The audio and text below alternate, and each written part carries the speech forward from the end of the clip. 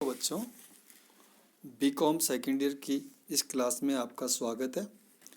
हम cost accounting में process costing का चैप्टर कर रहे थे। तो उसमें हमने अब तक आपको समझाया कि किस तरह से एक प्रक्रिया से दूसरे प्रक्रिया में तैयार होकर माल जाता है, दूसरी से तीसरी प्रक्रिया में जाता है और देन फाइनल उसका प्रोडक्शन होता है। जितनी भी प्रक्रियाएं हैं, एक या एक से अधिक प्रक्रिया होती है इसमें, ये है। अब इसमें हम इलस्ट्रेशन करते हैं, क्वेश्चन देखते हैं। इसके लिए मैं क्वेश्चन पढ़ देता हूँ, फिर इसका सॉल्यूशन करेंगे। आप स्क्रीन पे जैसा कि देख रहे हैं, कोरोमंडल के विभाग एक्स में 1000 पाउंड के बैच को बनाने एवं मिश्रण की प्रक्रिया होती है। बनाने के परिणाम स्वरूप मिश्रित भार का 10% कम हो जाता है। पिछले अनुभव के आधार पर यह भी पाया गया कि 2 बैचों में प्रत्येक 10वीं इकाई प्रक्रिया के दौरान नष्ट हो जाती है। अर्थात ये जो मिश्रण बनता है ये 2 बैच में बन रहा है और प्रत्येक बैच में 10वीं इकाई प्रक्रिया के दौरान नष्ट हो जाती है। मई 2012 के उत्पादन लेखे निम्न प्रकार है। 3 पॉइंट दे रखे हैं हमें इसमें। तो production started in the process 50 batches of 1000 labs each. तो प्रोडक्शन शुरू किया गया है वो 50 बैचेज के, जो कि 1000 पाउंड प्रत्येक का है, उससे शुरू किया गया है। और production completed and transfer to finished goods 34,200 pound. जो प्रोडक्शन कंप्लीट हुआ है और ट्रांसफ़र हुआ है यहाँ से, वो 34,200 पाउंड का हुआ है। There is no inventory of work in process at the beginning और at the end of the month. और मंथ के अंत में और मंथ के शुरुआत में कोई वर्क इन प्रोसेस नहीं था, अर्थात कोई वर्क इन प्रोसेस का स्टॉक नहीं था। Cost recovered during the month total ₹45,000। जो टोटल कॉस्ट लगी है इसमें वो है 45,000 रुपये की इस मंथ के अंदर। Prepare the account of process conducted by department x. Department x के लिए आपको प्रोसेस अकाउंट प्रिपेयर करने हैं, तैयार करने हैं। तो हम इसका प्रोसेस अकाउंट बनाएंगे।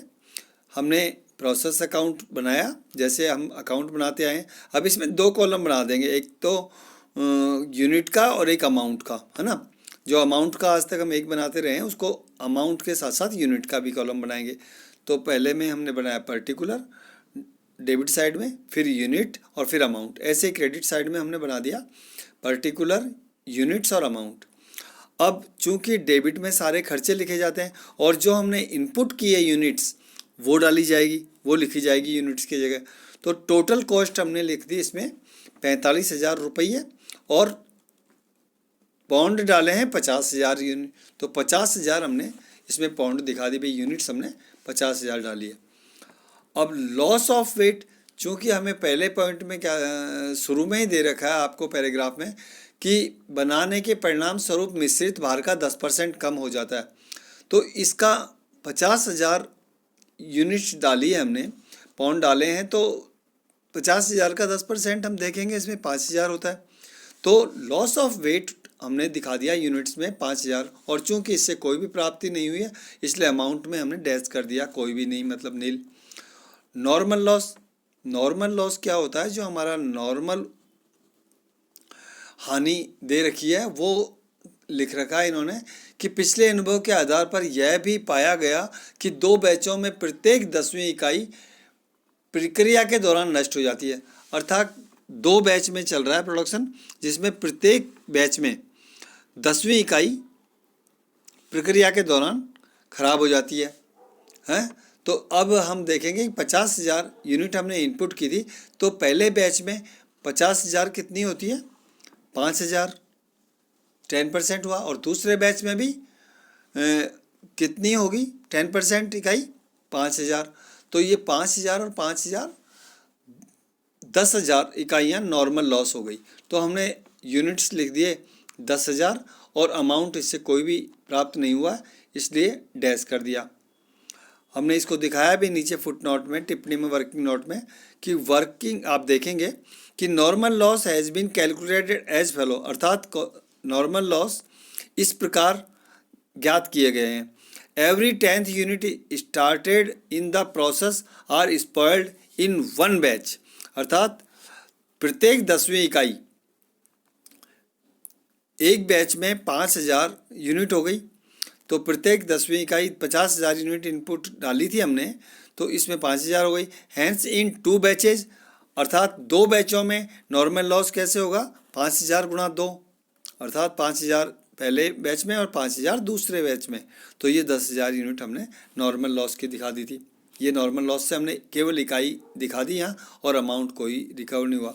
अब है कि चूँकि हमें कितना दे रखा है प्रोडक्शन, 34,200, अगर हम 10,000 नॉर्मल लॉस और लॉस ऑफ वेट 5,000, ये 15,000 घटाते हैं 50,000 इनपुट में से, तो 35,000 प्रोडक्शन होना चाहिए। लेकिन यहाँ पर हमें दिया गया है कि 34,200 का प्रोडक्शन, पाउंड का प्रोडक्शन हुआ। तो ये जो 35,000 माइनस 34,200 हुआ है, ये हमारा 800 यूनिट्स का एबनॉर्मल लॉस हुआ है। तो एबनॉर्मल लॉस की हम लागत जो ज्ञात करेंगे या अमाउंट ज्ञात करेंगे, वो नॉर्मल उत्पादन की लागत के हिसाब से ही होगा, वही होगी इसकी। तो कॉस्ट ऑफ एबनॉर्मल लॉस तो 45,000 माइनस, इससे कोई रिकवरी हो नहीं रही 800 यूनिट से, तो वो 45,000 माइनस नील, और 50,000 माइनस नॉर्मल उत्पादन कितना हुआ, माइनस 15,000, तो 35,000। तो 45,000 बटा 35,000 ये कॉस्ट हुआ इंटू 800, 800 इकाइयों का कितना हुआ, 1,029। तो हमने ये 800 इकाइयों का 1,029 रुपया अमाउंट में लिख दिया। अब बाकी जो हुआ हमारा लास्ट में बैलेंस निकला प्रोसेस अकाउंट का, तो वो 34,200 यूनिट का है, जो हम ट्रांसफ़र कर रहे हैं अगली जगह।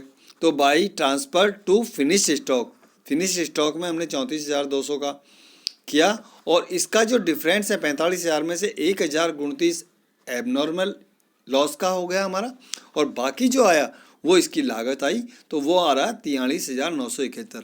इस तरह हमारा प्रोसेस अकाउंट तैयार हुआ। तो ये हमने प्रोसेस अकाउंट देखा, क्वेश्चन किया। थैंक यू, इसको आप कर लें अभ्यास अच्छी तरह। थैंक यू, अभी के लिए इतना ही, आगे हम कल देखेंगे।